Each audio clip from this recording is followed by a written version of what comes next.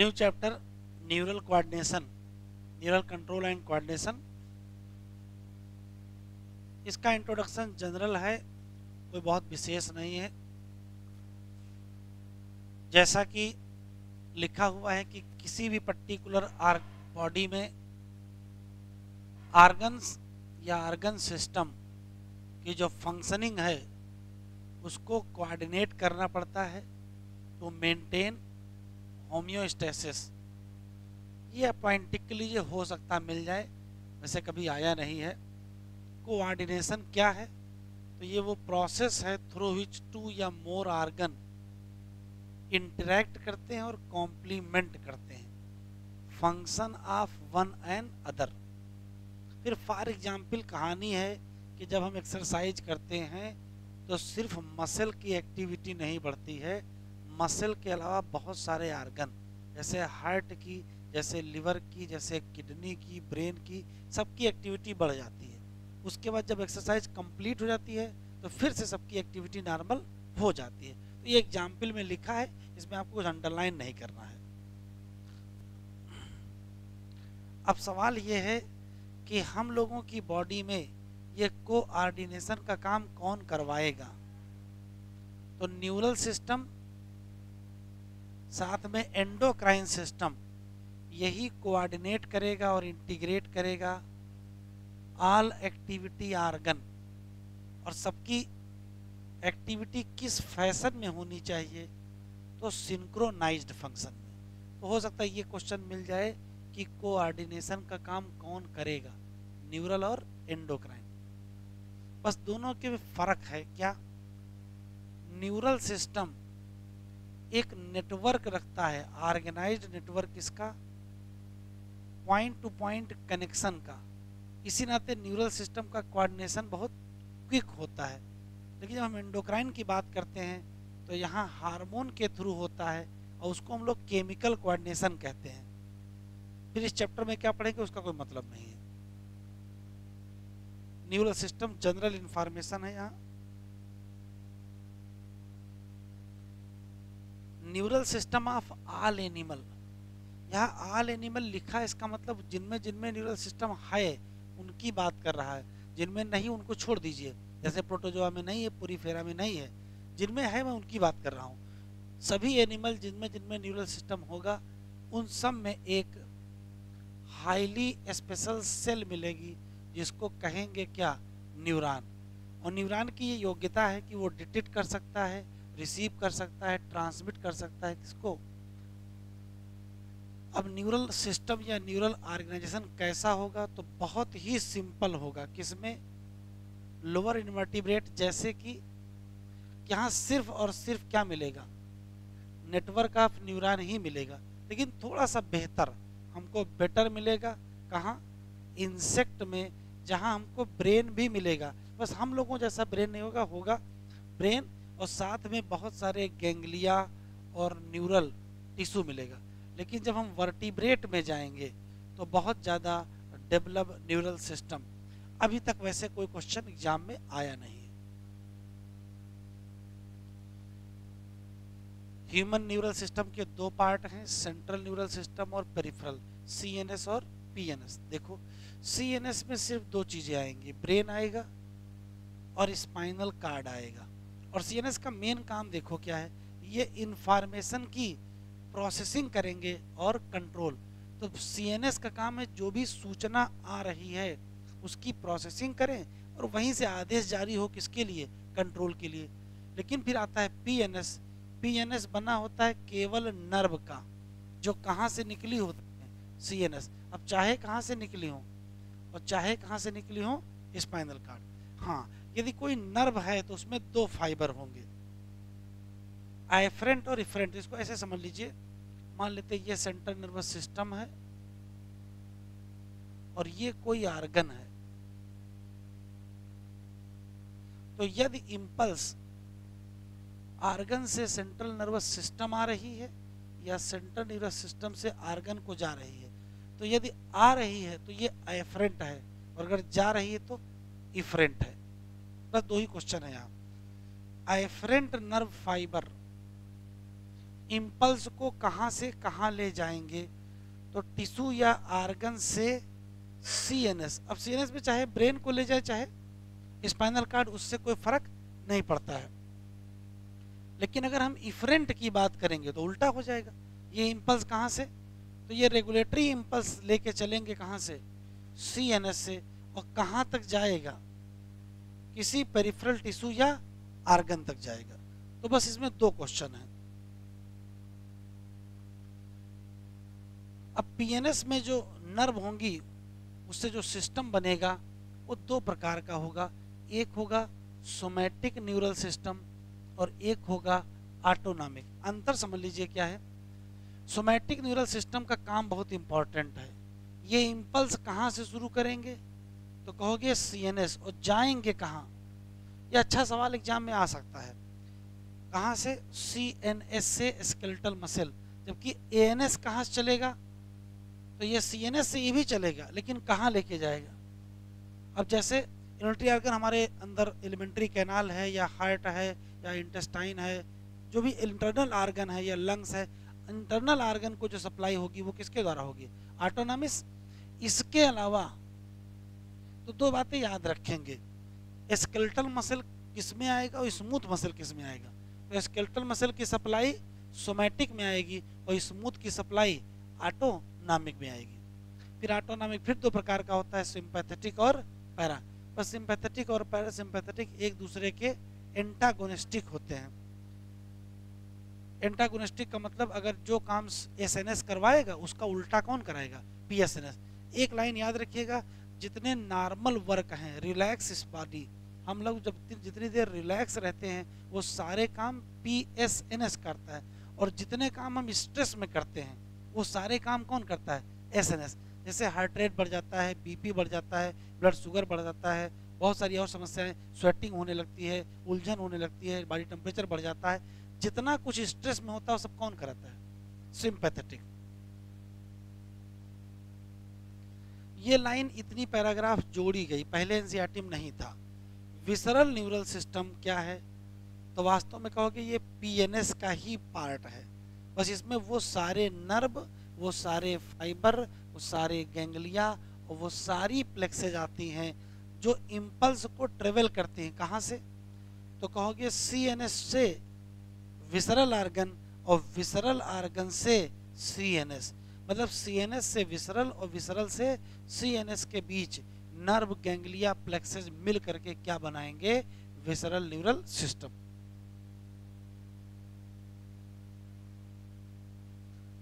Neuron एक microscopic structure है जिसमें 3 मेन पार्ट हैं, पहले से आपको रटे हैं। सेल बॉडी है, डेंड्राइट है, एक्सान। इस चैप्टर में मेन जो है वो इम्पल्स कंडक्शन है, वो भी हम आपको थोड़ा पहले अलग से बता देंगे, फिर इम्पल्स कंडक्शन इससे पढ़ेंगे। सेल बॉडी, जो सेल बॉडी है जिसको हम साइटान कहते हैं, उसमें साइटोप्लाज्म तो पाया ही जाएगा, सेल ऑर्गेनेल तो पाए ही जाएंगे, बस इसमें कुछ ग्रेन्युलर बॉडी पाए जाएंगे। यही पहचान है इनकी, निसल्स ग्रेन्यूल, जो कि बने होते हैं आरएनए के। आरएनए ना मिले तो RER लगाइएगा, रफ एंडोप्लाज्मिक रेटिकुलम। आया हुआ सवाल है, आरएनए के बने हैं या RER के बने हुए हैं। छोटे छोटे फाइबर जो ब्रांच करते हैं रिपीटेडली, निकलते हैं कहाँ से, सेल बॉडी से, और इन छोटी छोटी ब्रांचेज में भी पाया जाता है क्या, उन छोटी छोटी ब्रांचेज को कहते क्या है, डेंड्राइट। तो सेल बॉडी, वो डेंड्राइट हमको या पर्टिकुलर निसल्स ग्रेन्यूल कहाँ कहाँ मिलेंगे, तो निसल्स ग्रेन्यूल हमको 2 जगह मिलेंगे। कहाँ कहाँ, सेल बॉडी में मिल गई और कहाँ, डेंड्राइट में। ये फाइबर जितने डेंड्राइट हैं वो अंडरलाइन कर लीजिए, इम्पल्स को किधर की तरफ लाएंगे, टुवर्ड द सेल बॉडी। जबकि जब हम एक्सान की बात करेंगे तो थोड़ा लंबा फाइबर है, इसकी डिस्टल एंड भी क्या होती है, और प्रत्येक ब्रांच, अगर डायग्राम देखें तो प्रत्येक ब्रांच, जैसे ये ब्रांच है, देखो यहाँ जाके बल्ब लाइक स्ट्रक्चर, ये ब्रांच है, ये बल्ब लाइक, ये ब्रांच है, ये बल्ब लाइक। तो ईच ब्रांच, कोई भी जो ब्रांच है वो टर्मिनेट करती है as a bulb like structure. नाम क्या है, साइनेप्टिक नॉब, और उसमें क्या पाया जाएगा, और उसमें क्या पाया जाएगा, न्यूरो ट्रांसमीटर। तो रट लीजिएगा, लॉन्ग ब्रांच है जिसकी टर्मिनल इंड ब्रांच है, ब्रांच टर्मिनेट करती है बल्ब नाम साइनेप्टिक नॉब है, उसके अंदर वेसिकल है, उसके अंदर न्यूरो ट्रांसमीटर है। एक्जान का एक ही काम है, इम्पल्स को कहाँ ले जाना, अवे फ्रॉम सेल बॉडी। अब दूर लेके जाओगे, कहाँ लेके जाओगे, या तो साइनेप्सिस पर लेके जाओगे या तो न्यूरोमस्कुलर जंक्शन। एक्जान दूर लेके जाएगा, कहाँ ले जाएगा, या तो कहाँ ले जाएगा, तो कहोगे साइनेप्सिस पर, या तो कहाँ ले जाएगा, न्यूरोमस्कुलर जंक्शन। ये बात इंपॉर्टेंट है, इसको रटिए, एग्जाम में आ चुका है। इस आधार पर कि न्यूरॉन में एक्जान और डेंड्राइट के नंबर कितने हैं। न्यूरॉन प्रकार के हैं, पहला मल्टीपोलर, ऐसा जिसमें एक ही क्या हो लेकिन दो या दो से ज्यादा क्या हो, और ये कहाँ पाया जाएगा, लेकिन ऐसा जिसमें एक एक्जान हो और एक ही डेंड्राइट हो तो क्या कहोगे, बाइपोलर, कहाँ पाया जाएगा, रेटिना ऑफ आई। और ऐसा जिसमें केवल सेल बॉडी हो, एक एक्जान हो, मतलब क्या ना हो, डेंड्रान ना हो, तो उसको हम क्या कहेंगे, यूनिपोलर। ये कहाँ पाया जाएगा, तो कहोगे एम्ब्रायोनिक स्टेज। दो टाइप के फिर से एक्जान होंगे, इतने की बात कर रहा है, सिर्फ एक्जान की बात कर रहा है। ऐसा एक्जान या दो टाइप के, एक कौन सा, माइलिनेटेड और एक नॉन माइलिनेटेड। क्या अंतर समझ लीजिए, तो माइलिनेटेड वो होगा जो एनवेलप होगा किससे, स्वान सेल से, और जो बना लेगी क्या, माइलिन शीथ अराउंड द। अब इधर देख लेते हैं, ये स्वान सेल है, इसने क्या किया, माइलिन शीथ बनाया, फिर माइलिन शीथ बनाया, फिर बनाया, फिर बनाया, तो दो एडजेसेंट माइलिन शीथ के बीच गैप होगा, और गैप का नाम नोड ऑफ रेनवियर। और जितना हिस्सा कवर होगा उसे क्या कहेंगे, इंटरनोड, उसे इंटरनोड कहेंगे। जितना कवर होगा वो इंटरनोड, और उसके बीच में क्या होगा, node of Ranvier. Gap between two adjacent myelin sheath is called क्या, नोड ऑफ रेनवियर। रटना है, आप रट लीजिएगा, ये एमएससी याद रखिएगा, एमएससी। एम मतलब माइलिनेटेड है, एस का मतलब स्पाइनल, और सी का मतलब क्रेनियल नर्व। पूछेगा माइलिनेटेड नर्व कहाँ पाई जाती हैं, माइलिनेटेड नर्व कहाँ पाई जाती हैं, तो आंसर क्या देंगे, तो कहोगे स्पाइनल और क्रेनियल। एक क्वेश्चन अलग से याद रखिएगा, माइलिन शीथ किसने बनाई, स्वान सेल। इसमें कोई शक नहीं है, बिल्कुल सही है, लेकिन क्वेश्चन एक आया था, उसका आंसर बदल गया था।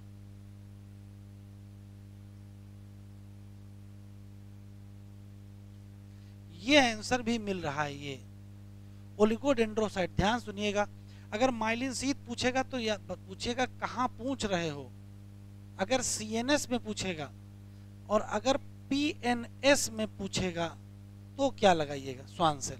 ठीक है, इसी ने जो क्वेश्चन आया था उसमें दोनों ऑप्शन दिए थे, दो दो करके ऑप्शन दिए थे। तो अगर क्वेश्चन पूछेगा माइलिन शीथ किसने बनाई, तो आप आंसर दीजिएगा स्वान सेल एंड ओलाइगोडेंड्रोसाइट। बस ये ध्यान रखिएगा कि पूछ किस में रहा है। अगर कहीं उसने लिख दिया है पीएनएस तो फिर ये मत लगाइएगा, तो सिर्फ क्या लगाइएगा, और अगर उसने सीएनएस लिख दिया है तो ओलाइगोडेंड्रोसाइट लगाइएगा, फिर स्वान सेल, और कुछ नहीं लिखा है तो फिर आप दोनों आंसर लगाइएगा। ठीक है, ये याद रखिएगा। ऐसा एक जान, ध्यान सुनिएगा, अनमाइलिनेटेड नर्व वो होता है जो इनक्लोज तो होता है स्वान सेल, लेकिन वो नहीं बनाती है क्या, माइलिन शीथ अराउंड एक्जान। और ये कहाँ पाया जाएगा, तो कहेंगे ऑटोनॉमिक और सोमैटिक। तो एक अंतर याद रखिएगा, चाहे माइलिनेटेड हो चाहे अनमाइलिनेटेड हो, स्वान सेल दोनों में मिलेगी।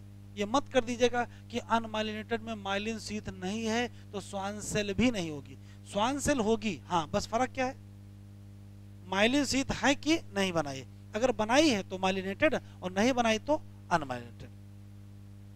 हाँ, अगर सीएनएस में है तो यही किसने बनाया होगा, और अगर पीएनएस में है तो देखिए, generation and conduction of impulse आ गया। कुछ बातें अलग से आपको समझा देते हैं, उसको आप याद रखिएगा, उसके बाद एनसीईआरटी से हम लोग पढ़ लेते हैं। पहले दो तीन बातें आप रट लेंगे, जैसे मान लेते हैं कि ये एक्जान है, तो यदि ये एक्जान है तो ये हो जाएगा एक्सोलेमा, और ये हो जाएगा एक्जो। खास बात ये है कि बाहर की तरफ भी पॉजिटिव आयन और नेगेटिव आयन पाए जाते हैं। एक्सोलेमा मतलब इस जगह क्या है, ECF है, एक्स्ट्रा सेलुलर फ्लूइड, और यहाँ क्या है बेटा, एक्सोप्लाज्म। तो एक ECF में भी पॉजिटिव नेगेटिव आयन है और यहाँ पर भी पॉजिटिव नेगेटिव आयन है, इसमें कोई शक नहीं है। और खास बात, पॉजिटिव की बात करेंगे तो यहाँ मिलेगा सोडियम और पोटेशियम, यहाँ भी पॉजिटिव की बात करेंगे तो सोडियम और पोटेशियम। निगेटिव की बात करेंगे तो यहाँ क्लोराइड मिलेगा और यहाँ निगेटिव चार्ज प्रोटीन मिलेगी। ये आप याद रखेंगे। सिस्टम ये है कि जितने अंदर पॉजिटिव हैं उतने ही निगेटिव हैं न्यूट्रल, और जितने पॉजिटिव उतने निगेटिव न्यूट्रल। तो न तो बाहर कोई चार्ज है न तो अंदर कोई चार्ज है। एक बात और ध्यान देखेंगे, यहाँ भी सोडियम है, यहाँ भी पोटेशियम है, यहाँ भी सोडियम है और यहाँ भी पोटेशियम। बस आप याद रखेंगे।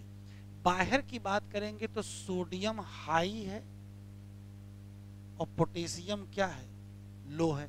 अंदर की बात करेंगे तो सोडियम लो है और पोटेशियम हाई है। कंसंट्रेशन ग्रेडियंट ये कहता है कि जो चीज जहां ज्यादा होती है वहां से चलेगी और जहां कम होगी वहां जाएगी। तो होगा ये कि स्थिति ये है कि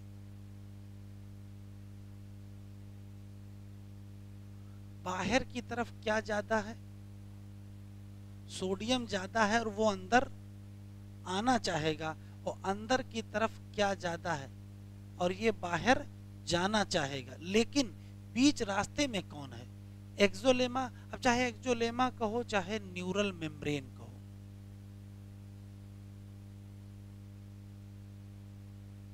तो पहले आप समझ लेंगे। स्थिति ये है कि न्यूरल मेम्ब्रेन के अंदर की तरफ पोटेशियम ज्यादा है, न्यूरल मेम्ब्रेन की बाहर की तरफ सोडियम ज्यादा है। सोडियम अंदर आना चाह रहा है, पोटेशियम बाहर जाना चाह रहा है, लेकिन बीच रास्ते में कौन है, एक्सोलेमा है। ठीक है, उसका रोल ये है, वो कभी सोडियम के लिए परमेबल हो जाती है और कभी पोटेशियम के लिए परमेबल हो जाती है। किस स्थिति में किसके लिए परमेबल होती है ये समझना है। तो होता क्या है आप रटे रखेंगे कि जो एक्सोलेमा है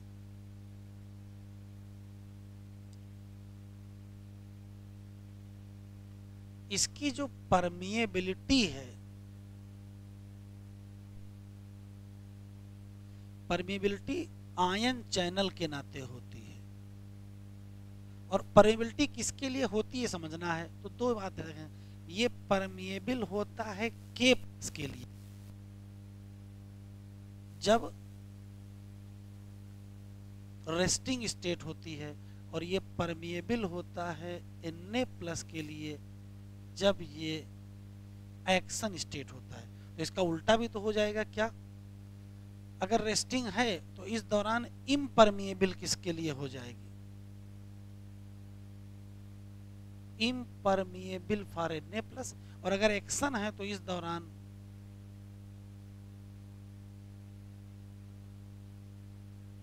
फॉर K+। ये आप रटे रखेंगे क्या, रेस्टिंग स्टेट में K+ के लिए परमिएबल, Na+ के लिए इम्परमिएबल, और एक्शन स्टेट में Na के लिए परमिएबल और K+ के लिए इम्परमिएबल। ठीक है,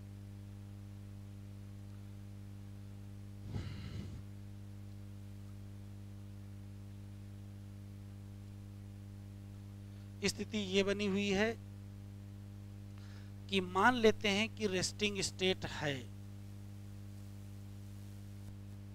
अगर रेस्टिंग स्टेट है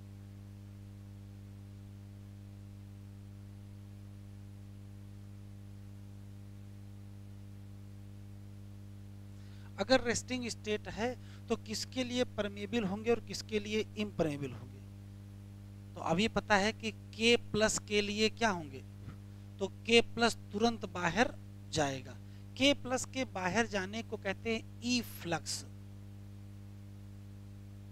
किसका, K+ का।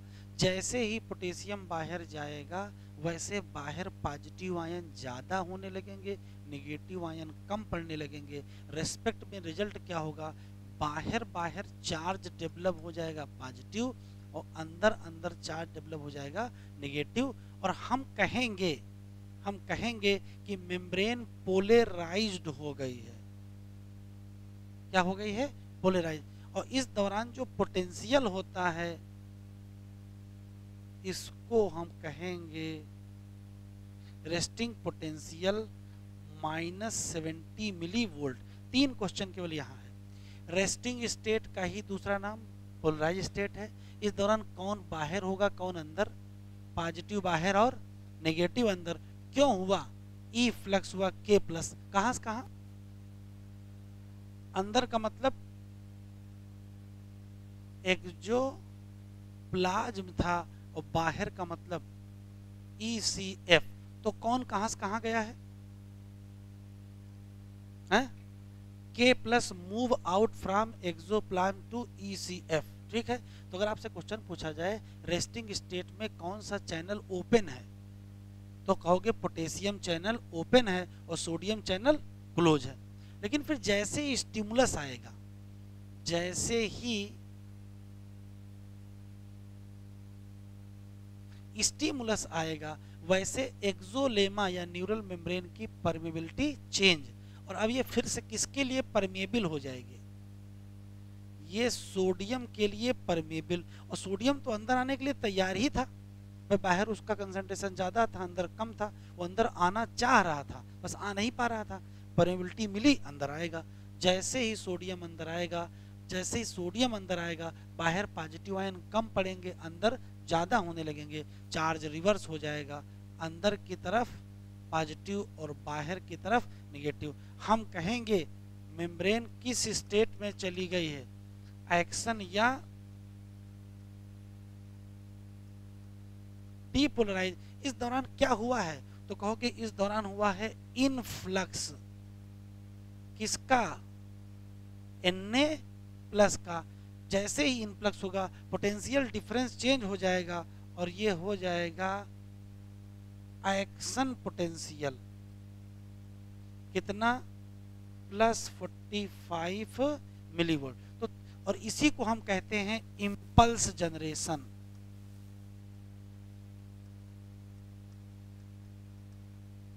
तो यहाँ केवल 4 क्वेश्चन है आपसे। पहला क्वेश्चन ये है इम्पल्स कब जनरेट होगी तो कहोगे जब इनफ्लक्स ऑफ Na प्लस होगा। रेस्टिंग पोटेंशियल कब जनरेट होगा तो फिर कहोगे इनफ्लक्स ऑफ Na प्लस। फिर कहेगा डीपोलराइज कब होगी तो फिर कहोगे क्या, इनफ्लक्स ऑफ K प्लस। या चार्ज रिवर्स हो गए उसका भी कारण क्या है, इनफ्लक्स। तो 4 क्वेश्चन का एक आंसर है केवल, रेस्टिंग से एक्शन में चले जाना, पोलराइज से डीपोलराइज हो जाना, एक्शन पोटेंशियल जनरेट हो जाना, इम्पल्स जनरेट हो जाना, चार्ज रिवर्स हो जाना, बाहर नेगेटिव हो जाना, अंदर पॉजिटिव हो जाना। इन सारे सवालों का केवल एक जवाब, क्या, इनफ्लक्स ऑफ Na प्लस। फिर आएगा जैसे ही +45 हो जाएगा, जैसे एक्शन पोटेंशियल जनरेट हो जाएगा एक बार परमेबिलिटी फिर चेंज होगी और ये एक बार फिर से किसके लिए परमेबल हो जाएगी, K प्लस के लिए। जैसे ही K प्लस बाहर जाएगा चार्ज फिर रिवर्स होने लगेगा, बाहर की तरफ प्लस हो जाएगा और अंदर की तरफ माइनस। मतलब मेम्ब्रेन इस स्टेट में गई, इस स्टेट में जाने का मतलब हुआ है रीपोलराइज हुआ। तो पोटेंशियल डिफरेंस,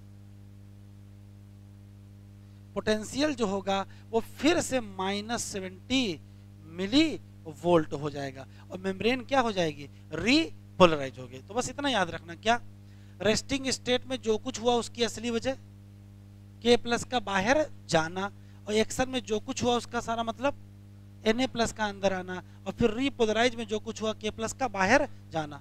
आप सोचिए ऐसे ही इम्पल्स आती रहेगी, ऐसे ही सोडियम अगर अंदर आते रहे, ऐसे पोटेशियम बाहर जाते रहे, एक दिन हाल क्या हो जाएगा। अभी मैंने पीछे बताया था ना कि सोडियम बाहर ज़्यादा है और पोटेशियम अंदर ज़्यादा है। अगर ऐसे सोडियम अंदर आते रहे तो बाहर सोडियम बहुत कम नहीं हो जाएंगे, बराबर हो जाएंगे। और बराबर जब हो जाएंगे तो क्या सोडियम अंदर आएगा, नहीं आएगा। तो जितने सोडियम अंदर आए हैं वो और जितने पोटेशियम बाहर गए वो सब सही जगह पहुंचाए जाएं। तो अब देखो क्या चलाएंगे, अब चलाएंगे सोडियम पोटेशियम पंप। क्या चलाएंगे? सोडियम पोटेशियम पंप चलाएंगे। और सोडियम पोटेशियम पंप में करेंगे क्या, जरा देखो, जितना पोटेशियम बाहर गया है, जितना सोडियम अंदर आया है, वो सारा सोडियम कहाँ भेजा जाएगा? बाहर। और जितना पोटेशियम बाहर गया था वो सब अंदर। किस रेशियो में आएंगे जाएंगे? तो 3 सोडियम बाहर जाएंगे तो 2 पोटेशियम अंदर आएंगे। जब हम 1 एटीपी खर्चा करेंगे, जब हम 1 एटीपी खर्चा करके हम क्या करेंगे? तो कहोगे 3 सोडियम बाहर फेंक देंगे और 2 पोटेशियम अंदर, और इसको हम कहेंगे क्या? Sodium potassium pump. इससे क्या बन जाएगा? इससे बन जाएगी रेस्टिंग आयनिक ग्रेडियंट। तो अगर आपसे ये पूछा जाएगा रेस्टिंग आयनिक ग्रेडियंट कौन मेंटेन करता है, तो कहेंगे सोडियम पोटेशियम पंप। बस इतने क्वेश्चन आपको याद रखना है। तो रेस्टिंग आयनिक ग्रेडियंट का मतलब ये है कि बाहर की तरफ सोडियम ज्यादा है, अंदर की तरफ पोटेशियम ज्यादा है। ये कैसे ज्यादा हुआ? क्योंकि सोडियम बाहर पंप किए गए हैं और पोटेशियम अंदर पंप किए गए हैं। कैसी प्रोसेस है? एक्टिव प्रोसेस है। तभी इसमें क्या लगेगी? एनर्जी या एटीपी लगेगी। 1 एटीपी खर्चा करेंगे तो 3 सोडियम बाहर पंप कर पाएंगे और 2 पोटेशियम अंदर पंप कर पाएंगे। ठीक है, बस इतना आप समझे रखेंगे, इसी से आपके सारे क्वेश्चन सही होंगे। क्वेश्चन पूछेगा मेम्ब्रेन पोलराइज कब होगी, तो कहोगे जब पोटेशियम बाहर जाएगा। मेम्ब्रेन डीपोलराइज कब होगी? जब सोडियम अंदर आएगा। मेम्ब्रेन रीपोलराइज कब होगी? तो फिर से कहोगे पोटेशियम बाहर जाएगा। बस इतने क्वेश्चन। ठीक है, कौन सा चैनल कब खुला रहेगा? तो पोलराइज्ड में पोटेशियम खुला रहेगा, डीपोलराइज में सोडियम खुले रहेगा, और रीपोलराइज में फिर से पोटेशियम खुल जाएगा। बस। और पोटेंशियल डिफरेंस कैसे चेंज होगा? पहले -70 होगा, फिर +45 होगा, फिर से -70 हो जाएगा। बस आखिरी में सोडियम पोटेशियम पंप चल जाएगा। इतना ही आपको याद रखना है। अब एनसीईआरटी पढ़ेंगे, सब समझ में आएगा।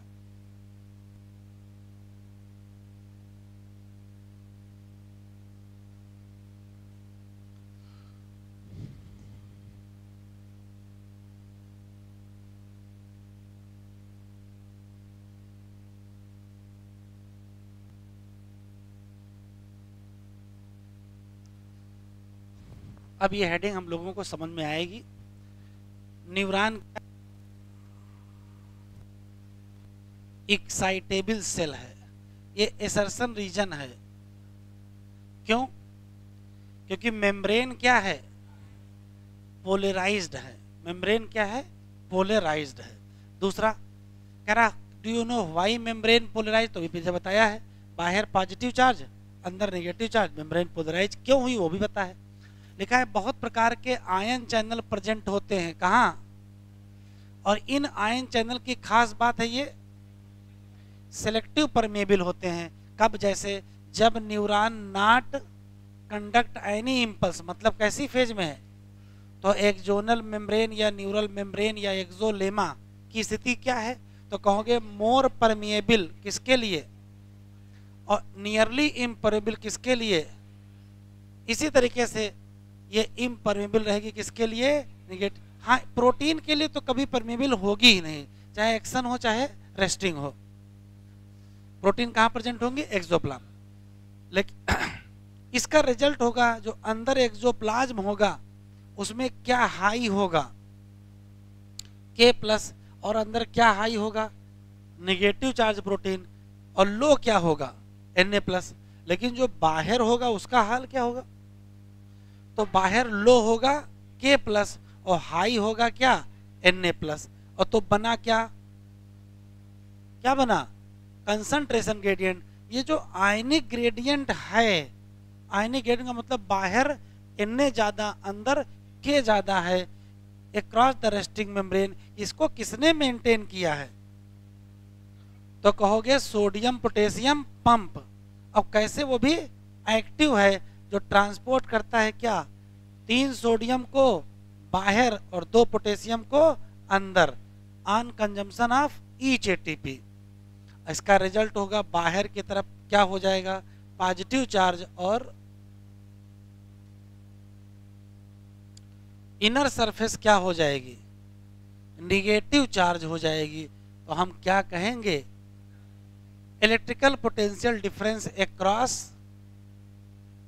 कहोगे क्या, कितना, -70 मिली वोल्ट। कह रहा you might be curious know about the mechanism of generation of impulse and इस कंडक्शन। जब स्टिमुलस अप्लाई होता है किसी साइट ए पर, तो जरा साइट ए देख लेते हैं। ये साइट ए है, स्टिमुलस अप्लाई हुआ, इनफ्लक्स ऑफ क्या हुआ, सोडियम। तो जैसे इनफ्लक्स ऑफ सोडियम होगा, देखो क्या हाल होगा, बाहर क्या हो जाएगा, निगेटिव, और अंदर पॉजिटिव। लेकिन जस्ट बगल का हाल क्या है, जस्ट बगल में भी बाहर पॉजिटिव, अंदर निगेटिव। तो चार्ज फ्लो करने लगेंगे, हमेशा +2 माइनस जाएंगे। तो देखो ये इधर की तरफ जाएगा, ये इधर की तरफ जाएगा, तो यहाँ क्या हो जाएगा, यहाँ हो जाएगा अंदर की तरफ पॉजिटिव और बाहर की तरफ निगेटिव। तो जो इम्पल्स ए पर थी वो कहाँ पहुँच जाएगी, फिर वहीं से यहाँ यहाँ ऐसे चलता चला जाएगा। तो अंदर अंदर कहाँ से कहाँ चलेंगे, तो अंदर अंदर ए से बी से सी डी ऐसे चलेंगे, और बाहर बाहर डी से बी से ए चलेंगे। बस इतना है। अगर ऐसे देख लें, बाहर इसको बना दें अलग साफ साफ, तो देखो कैसे, बाहर प्लस था, अंदर माइनस था। क्या इन्फ्लक्स हुआ सोडियम का, तो बाहर क्या हो गया और अंदर प्लस हो गया। लेकिन बगल का हाल क्या होगा, बगल में हाल अभी भी यही होगा, बाहर प्लस अंदर। तो देखो क्या होगा, ये वाला इधर की तरफ जाएगा और ये वाला इधर की तरफ आएगा। तो रिजल्ट क्या होगा, बाहर हो जाएगा क्या, बाहर हो जाएगा नेगेटिव और अंदर हो जाएगा पॉजिटिव। जस्ट बगल में वही हाल होगा। ऐसे करते करते इधर से इधर ऐसे ऐसे चलेंगे और इधर इधर चलेंगे। क्लियर।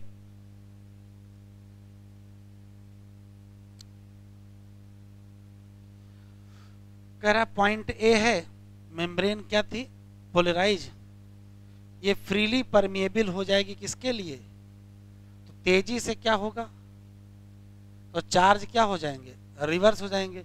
आउटर सरफेस अब क्या हो जाएगी, और अंदर सरफेस क्या हो जाएगी। पोलैरिटी ऑफ मेम्ब्रेन एट दस ए इज रिवर्स। इसका मतलब क्या हुआ, electrical potential difference plasma membrane के क्रॉस अब जो होगा उसका नाम, और उसी को हम कहेंगे क्या, इम्पल्स। लेकिन उसके जस्ट बगल, जो जस्ट बगल बी है, वहां का हाल क्या होगा, वहां अभी भी बाहर क्या और अंदर क्या, negative. As a result current flow करेगी, ये इंपॉर्टेंट टिक कर लीजिए, करंट फ्लो करेगी अंदर की तरफ ए से बी, अंदर की तरफ ए से बी, लेकिन बाहर की तरफ बी से ए, ऐसे होते जाएगा। और करंट फ्लो जो सर्किट होगा वो क्या हो जाएगा, कंप्लीट हो जाएगा। द इम्पल्स जो जनरेट हुई थी ए पर, वो कहाँ पहुंच गई, फिर बी पर, फिर सी पर, फिर डी पर, फिर ई पर, अपना ऐसे बढ़ती जाएगी। Sequence is repeated along the length of axon, और इम्पल्स क्या हो जाएगी, कंडक्ट। बस ये बात याद रखना है कि जो स्टिमुलस इंड्यूस परमिएबिलिटी थी किसकी, वो बहुत कम समय के लिए थी। इसके तुरंत बाद फिर से क्या आ जाएगी, के प्लस, और जब के प्लस की आएगी तो फिर से के प्लस क्या हो जाएगा, आउटसाइड जाएगा और रीस्टोर कर देगा क्या, रेस्टिंग पोटेंशियल। कहाँ, जहाँ साइट ऑफ एक्साइटेशन। तो फाइबर फिर से रेडी हो जाएगा किसके लिए, स्टिमुलेशन। तो जो समझाया है उसको याद रखिएगा, उसको पढ़िएगा और फिर आप क्वेश्चन लगाइएगा, आपके सारे क्वेश्चन निकल जाएंगे।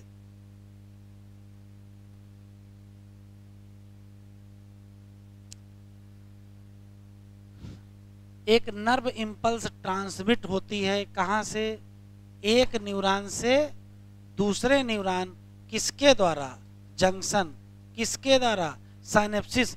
स्पेलिंग ध्यान रखिएगा बेटा, ये साइनेप्सिस है, आई मत करिएगा, यहाँ जैसे आई करोगे इस जगह, वैसे सेल डिवीजन में पहुंच जाओगे। सेल डिवीजन में भी वहाँ पेयरिंग ऑफ होमोलॉगस क्रोमोसोम होता है, वो है साइनेप्सिस। आई एस है कि ई एस, यहाँ ई एस है, वहाँ याद रखिएगा। हाँ, जब साइनेप्सिस बननी होगी तो मेम्ब्रेन होगी। पहले वाले न्यूरॉन मतलब प्री साइनेप्टिक और बाद वाले न्यूरॉन मतलब पोस्ट। सिस्टम ये है कि भाई एक ये न्यूरॉन है, ये उसका, ये दूसरा न्यूरॉन है, ये इसका। तो देखिएगा इस न्यूरॉन की जो सबसे आखिरी मेम्ब्रेन होगी वो प्री साइनेप्टिक होगी और इस न्यूरॉन की जो सबसे पहली होगी वो पोस्ट होगी। तो साइनेप्सिस किसके बीच बनेगी? पहले वाले प्री साइनेप्टिक न्यूरॉन की लास्ट और पोस्ट साइनेप्टिक की फर्स्ट। तो प्री और पोस्ट के बीच ही तो बनी है। तो किसके बीच बनी है? प्री साइनेप्टिक न्यूरॉन और हो सकता है कि बीच में गैप हो और हो सकता गैप ना हो। अगर यहाँ गैप होगा तो उसका नाम साइनेप्टिक क्लेफ्ट होगा और तो साइनेप्सिस इलेक्ट्रिकल होगी। और अगर गैप नहीं होगा तो फिर केमिकल। पक्का? उल्टा फिर से सुनते हैं, अगर क्लेफ्ट होगा तो केमिकल होगी और क्लेफ्ट नहीं होगा तो इलेक्ट्रिकल होगी। गैप हो सकता नाम साइनेप्टिक क्लेफ्ट। दो प्रकार की साइनेप्सिस हैं, एक का नाम इलेक्ट्रिकल और एक का नाम केमिकल। एक इलेक्ट्रिकल साइनेप्सिस की अगर हम बात करें तो क्या होगा? प्री और पोस्ट साइनेप्टिक न्यूरॉन बहुत ही करीब होंगे क्योंकि गैप नहीं होगा।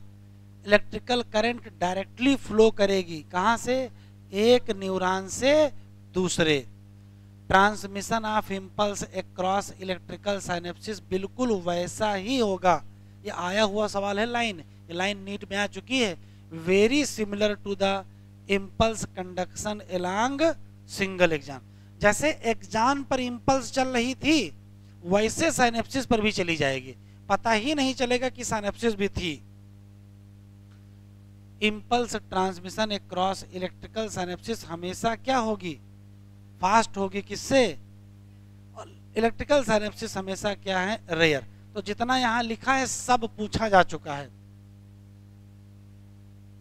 अगर हम केमिकल की बात करेंगे तो केमिकल की खास बात यह है कि प्री साइनेप्टिक न्यूरॉन और पोस्ट साइनेप्टिक न्यूरॉन के बीच गैप होगा, नाम साइनेप्टिक क्लिफ्ट। यहां भरा होगा साइनेप्टिक फ्लूइड। एक क्वेश्चन, पोस्ट साइनेप्टिक मेम्ब्रेन पर एक विशेष चीज पाई जाती है जिसका नाम न्यूरोट्रांसमीटर रिसेप्टर है। कई बार एग्जाम में आ चुका है। न्यूरोट्रांसमीटर रिसेप्टर कहाँ होगा? Post synaptic membrane. लेकिन न्यूरोट्रांसमीटर कहाँ होंगे? प्री साइनेप्टिक न्यूरॉन में ही तो होंगे। प्री साइनेप्टिक न्यूरॉन में न्यूरोट्रांसमीटर होंगे और उनको रिसीव करने वाला रिसेप्टर कहाँ होगा? Post synaptic neuron. देखते हैं किसी एक केमिकल साइनेप्सिस में प्री और पोस्ट न्यूरॉन सेपरेटेड बाय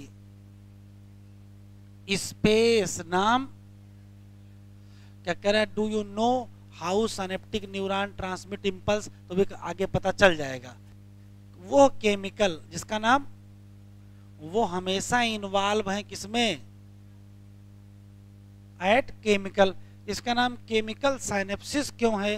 क्योंकि यहाँ एक केमिकल इन्वॉल्व है, यहाँ एक केमिकल इन्वॉल्व है। नाम क्या पड़ गया?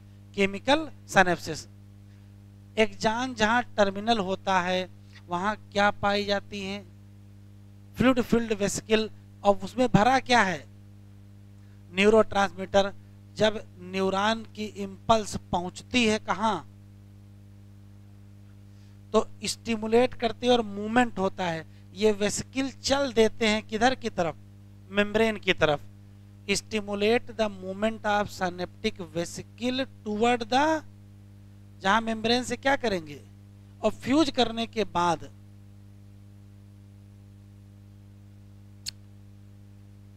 जरा डायग्राम देख लीजिए। जैसे ही इंपल्स यहां पहुंचेगी, जैसे ही इंपल्स यहां पहुंचेगी, एक चीज लिखी नहीं एनसीईआरटी में, इंपल्स यहां पहुंचने का मतलब है इन्फ्लक्स ऑफ सोडियम यहां हुआ है तो इसके साथ कैल्शियम भी अंदर जाता है, ये लिखा नहीं है। और यही कैल्शियम जा करके साइनेप्टिक वेसिकल से जुड़ जाता है और तभी साइनेप्टिक वेसिकल मूव करते हैं। तो क्वेश्चन पूछेगा केमिकल साइनेप्सिस में, साइनेप्सिस पर इंपल्स के ट्रांसमिशन में कौन सा आयन इन्वॉल्व है, तो आप कैल्शियम लगा दीजिएगा, कैल्शियम इन्वॉल्व है। और ये जाएंगे यहाँ फ्यूज करेंगे, फ्यूज करके अपने अंदर का केमिकल रिलीज कर देंगे। तो ये एक नई बात है जो एनसीईआरटी में नहीं लिखी है। हाँ, फ्यूज करेंगे प्लाज्मा मेम्ब्रेन, फिर क्या करेंगे, रिलीज कर देंगे किसको, न्यूरोट्रांसमीटर। ये बहुत इंपॉर्टेंट है। जो न्यूरोट्रांसमीटर रिलीज हुआ है वो बाइंड करेगा अपने, नीट में पूछा जा चुका है ये स्पेसिफिक रिसेप्टर कहां होंगे, तो आप कहोगे पोस्ट साइनेप्टिक मेम्ब्रेन। ये आया हुआ सवाल है, एक बार आ चुका एग्जाम में। जैसे बाइंड करेगा, देखो ये मान लेते हैं यहां रिसेप्टर हैं, देखो हाल क्या होगा, जैसे न्यूरोट्रांसमीटर आएगा इससे बाइंड करेगा, इस मेम्ब्रेन की परमेबिलिटी बदल जाएगी और यहां हो जाएगा इनफ्लक्स ऑफ सोडियम। अगर इनफ्लक्स यहां हो गया इसका मतलब यहां इंपल्स जनरेट हो गई ना, अगर यहां इंपल्स जनरेट हो गई तो जो इंपल्स यहां थी वो यहां पहुंच गई। जैसे ही बाइंडिंग होगी क्या खुल जाएंगे, आयन चैनल, जिससे जनरेट करेगा क्या, कहां जनरेट करेगा, हाँ जो जनरेट हुआ है उसके दो काम होंगे, या तो वो काम करवाएगा तो एक्साइटेटरी, या तो काम बंद करवाएगा तो जो नई इंपल्स जनरेट हुई है वो एक्साइटेटरी होगी कि इनहिबिटरी होगी, ये किस पर तय होता है, ये डिपेंड करता, आगे लिख लीजिए, डिपेंड ऑन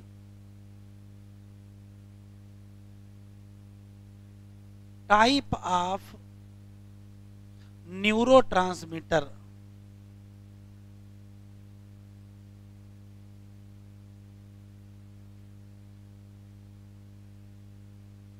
किस पर डिपेंड होता है, टाइप ऑफ न्यूरोट्रांसमीटर। न्यूरोट्रांसमीटर कौन सा है, जैसे कहीं एड्रेनलिन निकलता है, कहीं एसिटाइलकोलिन निकलता है, कहीं डोपामिन, कहीं बहुत सारे होते हैं ना, तो जो निकलेगा उसकी प्रॉपर्टी है कि नई इंपल्स जो जनरेट होगी वो कौन सी होगी, एक्साइटेटरी की इनहिबिटरी, वो कौन तय करेगा, न्यूरोट्रांसमीटर। ये जान लीजिए कि एक क्वेश्चन एग्जाम में इतने से आने की संभावना है। ट्रांसमिशन ऑफ इंपल्स जितना लिखा है, पेपर उठा दीजिए, पिछली बार भी आया है, सवाल आ ही रहे रेगुलर। फिर है सेंट्रल न्यूरस सिस्टम में कुछ पढ़ने को छोड़ा नहीं, बहुत लिमिटेड पढ़ना है। Brain central information processing organ है, यही क्या है, कंट्रोल और कमांड सिस्टम है। ये क्या क्या कंट्रोल करता है, तो इतनी लंबी लिस्ट है, कहां तक याद रखोगे, फिर भी कुछ याद रखेंगे। जैसे जितने आप जानबूझ के काम करते हो वो सब ब्रेन के काम है, बॉडी का बैलेंस ब्रेन का काम है, वाइटल इनवॉलंटरी ऑर्गन लंग्स है, हार्ट है, किडनी, किसका काम है, ब्रेन का काम है, थर्मो रेगुलेशन ब्रेन का, भूख और प्यास ब्रेन का, ये रट लीजिएगा। सर्केडियन रिदम 24 आवर, 24 घंटे की जो साइकिल हमारी बॉडी में चलती है, दिन और रात का टेम्परेचर चेंज होता है, वो यही कराता है। बहुत सारे एंडोक्राइन ग्लैंड भी किसके कंट्रोल में है, न्यूरल सिस्टम के। इवन हमारा व्यवहार भी न्यूरल सिस्टम के पास है। साइट फॉर यहाँ प्रोसेसिंग की, किसकी, विजन की, हियरिंग की, स्पीच की, मेमोरी की, इंटेलिजेंस की, इमोशन की, थॉट, सब लिखा। एग्जामिनर को नहीं याद रहेगा लिखा क्या क्या है, ठीक है, जब बहुत लिखा होता तो फिर नहीं कुछ पूछता है। हाँ, human brain well protected by, और स्कल के नीचे क्या मिलेगा, तो कहोगे क्रेनियल मेनिंजेज, कौन कौन सी, तो याद रखिएगा, बाहर ड्यूरा मैटर, बीच में जो कि बहुत क्या होगी, थिन, और सबसे अंदर कौन होगी, पाया मैटर। ये लाइन याद रखिएगा, जो किसके कांटेक्ट में है, तो पूछेगा ब्रेन के टिश्यू के कांटेक्ट में कौन सी लेयर है। फिर ब्रेन में 3 हिस्से, फोर ब्रेन, मिड ब्रेन और हाइंड।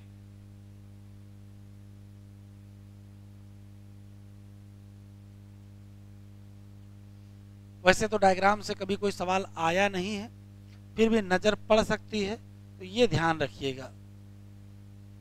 सेरिब्रल एक्वीडक्ट, एक ये ध्यान रखिएगा। कार्पस कैलोसम, ये दो काम के शब्द हैं, इनसे क्वेश्चन मिल सकता है। ठीक है,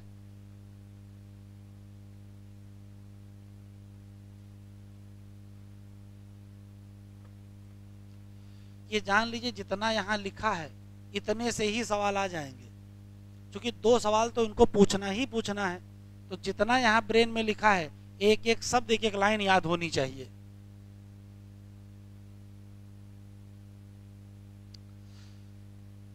फोर ब्रेन की बात करें तो 3 हिस्से, सेरिब्रम, थैलमस और हाइपोथैलमस। इसमें से जो सेरिब्रम है वही क्या बनाएगा, मेजर पार्ट किसका, ह्यूमन ब्रेन। तो मेजर पार्ट का मतलब यहाँ 2/3 हिस्सा है, 2/3 पार्ट।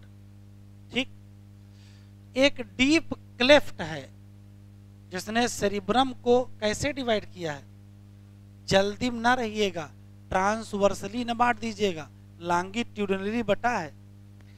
कितने, 2 हाफ, एक का नाम राइट और एक का नाम लेफ्ट। क्या, राइट और लेफ्ट सेरिब्रल हेमिस्फीयर क्या हैं, कनेक्ट हैं, किसके द्वारा, ट्रैक्ट। अब ये रुक जाओ, ट्रैक्ट और नर्व में जरा सा अंतर होता है। ऐसा एक्सॉन का बंडल जो ब्रेन या स्पाइनल कार्ड के अंदर होता है उसको ट्रैक्ट कहते हैं, और जो बाहर होता है उसको नर्व कहते हैं। नर्व और ट्रैक्ट स्ट्रक्चर वाइज एक ही चीज है, बस सीएनएस के अंदर है तो ट्रैक्ट है और बाहर है तो नर्व है। Bundle of axon outside CNS nerve और इनसाइड सीएनएस ट्रैक्ट। ट्रैक्ट क्या है, ये नर्व फाइबर ही है। इसका नाम तो बहुत इंपॉर्टेंट लाइन है, राइट और left hemisphere interconnected by corpus callosum, the layer of cell जो कवर करती है किसको, तो बाहर से जो है उसको हम कहेंगे क्या, सेरिब्रल कार्टेक्स। उसमें ढेर सारे क्या हैं, क्यों, जितना ज्यादा प्रोमिनेंट फोल्ड उतना ज्यादा सरफेस एरिया, तो उतने ज्यादा न्यूरॉन भी तो होंगे।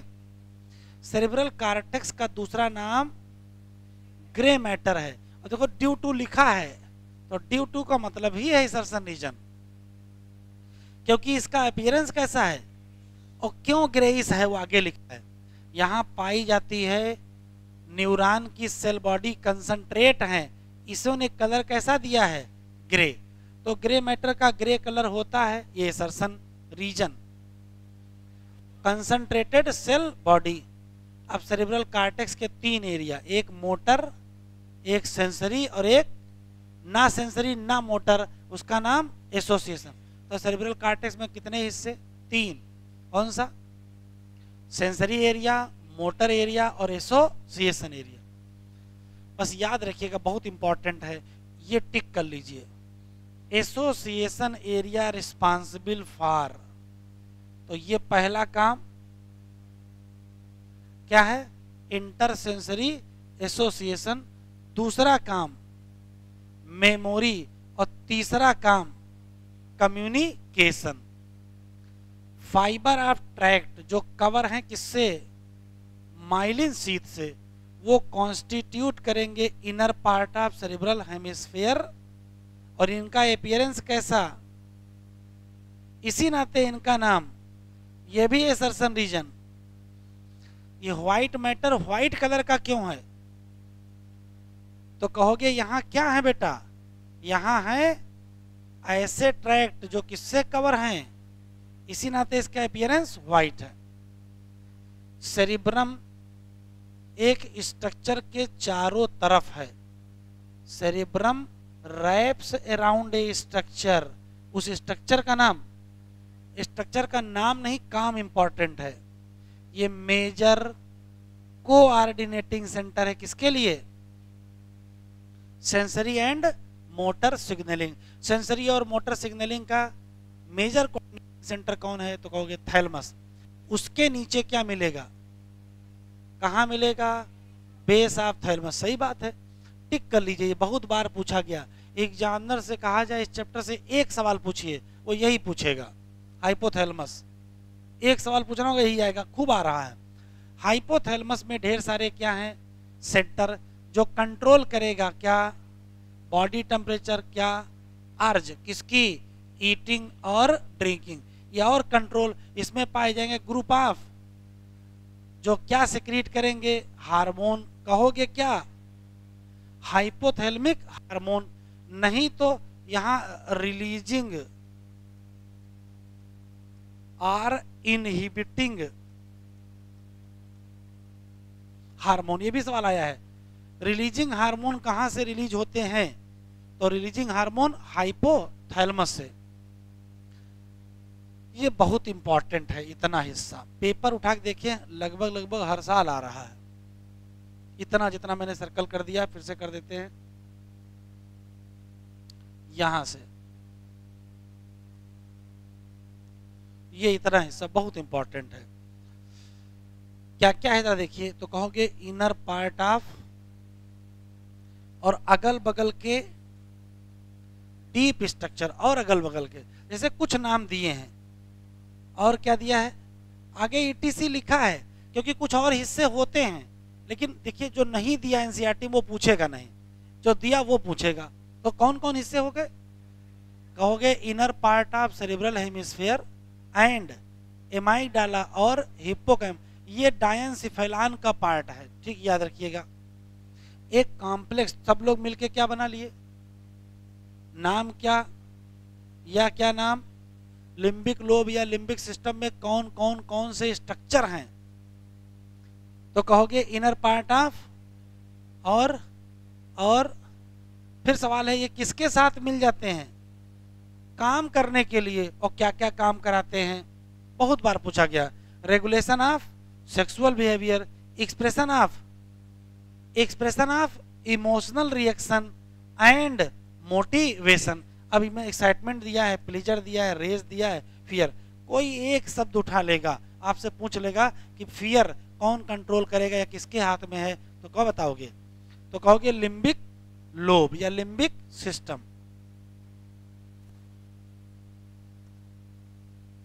मिड ब्रेन कहाँ है, तो बहुत बढ़िया कहोगे ऊपर क्या है, थैलमस हाइपोथैलेमस, जो कि किसका हिस्सा है, और नीचे क्या है, जो कि किसका हिस्सा है, तो मिड ब्रेन है कहाँ, तो बड़ा आसान है, कहोगे फोर ब्रेन और हाइंड ब्रेन के बीच में है, या कहोगे ऊपर है थैलमस हाइपोथैलेमस और नीचे है पोन्स के बीच में है।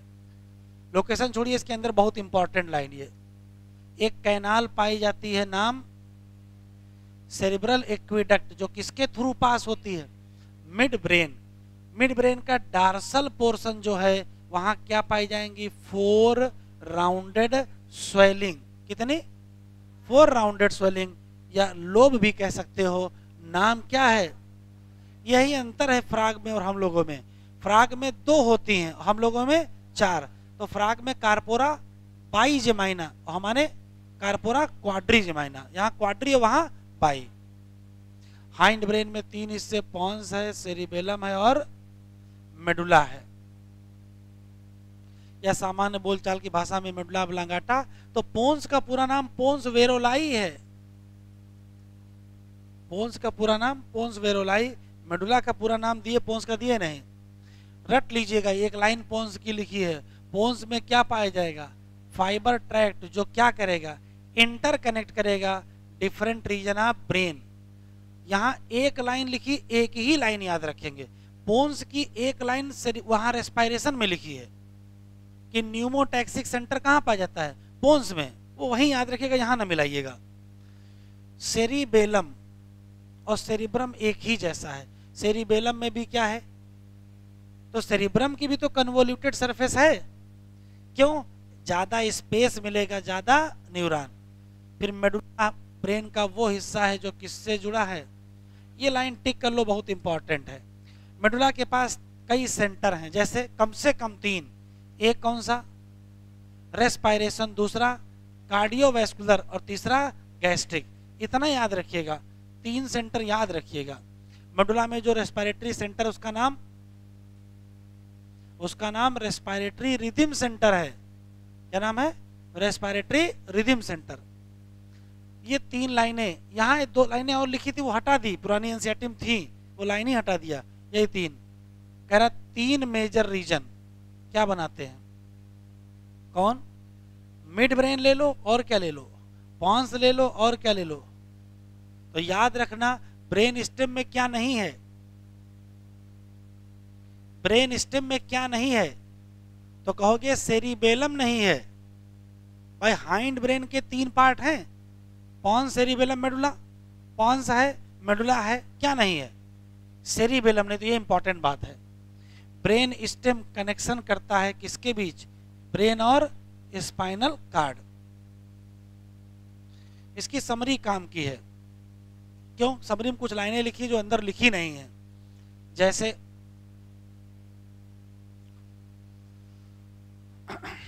यहां से टिक करो, न्यूरॉन क्या है, ये क्या है, क्यों है? तो जो लिखा वो याद रखेंगे। क्योंकि कंसंट्रेशन ग्रेडियंट बनी थी, इसी नाते यहां क्या हमको मिल गया? पोलराइज कंडीशन मिल गई। ये लिखा हुआ है, ये भी लिखा हुआ है, ये भी लिखा हुआ है। ठीक, कोई खास नहीं। ये लाइन अंडरलाइन करिए, ऊपर बढ़ाते। जो नई लाइनें नहीं लिखी वही बताएंगे।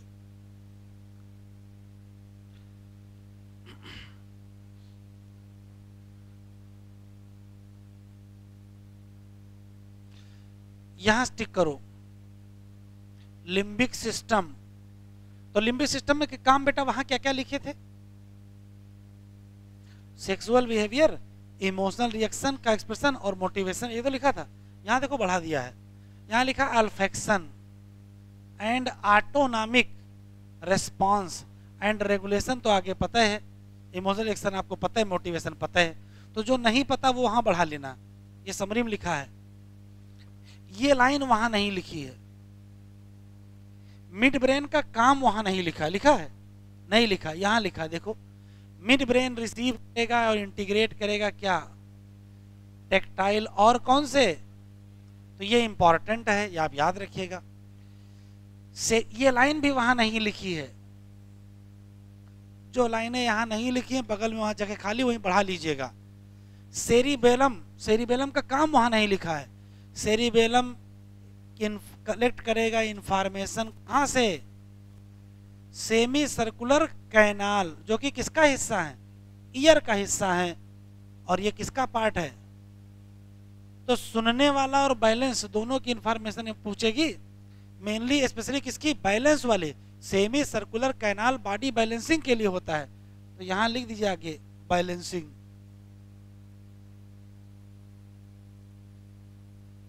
मेडुला ऑब्लांगेटा कंट्रोल करेगा।